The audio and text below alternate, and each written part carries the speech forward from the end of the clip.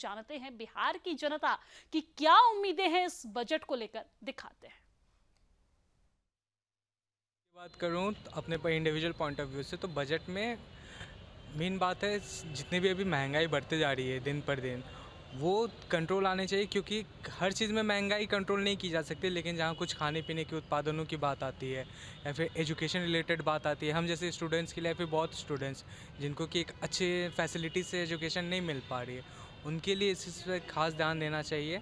And हाँ, budget का सबकी उम्मीद बजट से यही रहती है कि जितने वो उनके फेवर में रहे, आम पब्लिक के लिए भी, हम जैसे लोगों के लिए भी, मोस्टली जो मिडिल क्लास फैमिली आती है।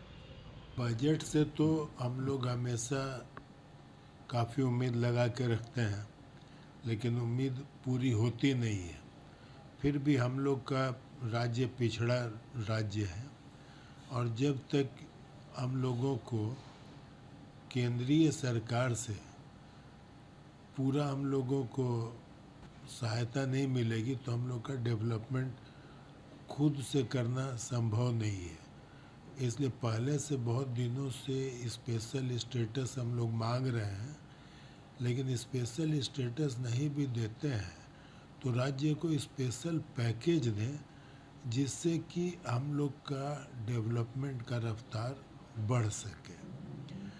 और उसके अलावा है कि कहीं का भी डेवलपमेंट के लिए एग्रीकल्चर में तो हम लोग जितनी ज़मीन है उसमें एग्रीकल्चर कर ही रहे हैं, और नए नए नए डेवलपमेंट भी हो रहे हैं।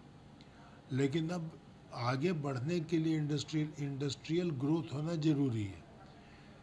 उसके लिए हम लोगों का सरकार से ये कहना है कि भाई जो दो चार बड़ी बड़ी इंडस्ट्री अगर आएगी यहाँ, वो केंद्र सरकार चेष्टा करके बड़ी इंडस्ट्री यहाँ पे लावे, उनको स्पेशल इंसेंटिव वो पैकेज हो, बड़ी इंडस्ट्री आएंगी तो उनके साथ साथ बहुत सारी छोटी इंडस्ट्रीज का भी और राज्य का भी ग्रोथ होता है। अच्छा, पिछड़े राज्य में यदि लोग उद्योग स्थापित करते हैं तो उनको सब्सिडी अलग से मिलनी चाहिए कि लोग प्रोत्साहित हो कि पिछड़े राज्यों में भी जाके वहाँ इंडस्ट्री लगे तो वहाँ के लोगों का भी डेवलपमेंट होगा।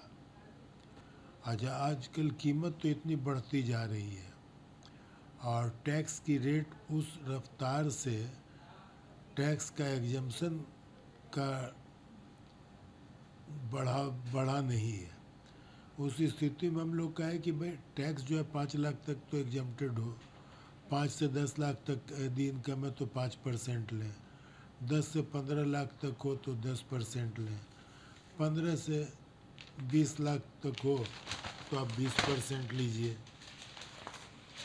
इस तरह से जिससे कि लोगों को सहूलियत मिले। उसका टीडीएस है, वो भी थोड़े टीडीएस काटने की भी सीमा बढ़नी चाहिए, फॉर्मेलिटी बहुत सारी बढ़ जाती है।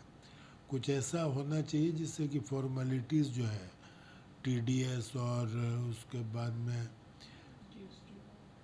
उसके बाद reverse charge of GST, reverse GST जो है उससे भी हम लोग को मुक्ति मिलनी चाहिए। चूँकि अगर मेरा सप्लायर नहीं पे किया तो इंडस्ट्री वालों को खुद ही पे करके फिर क्रेडिट लेना होता है, तो उसकी ऐसी कोई ज़रूरत नहीं है।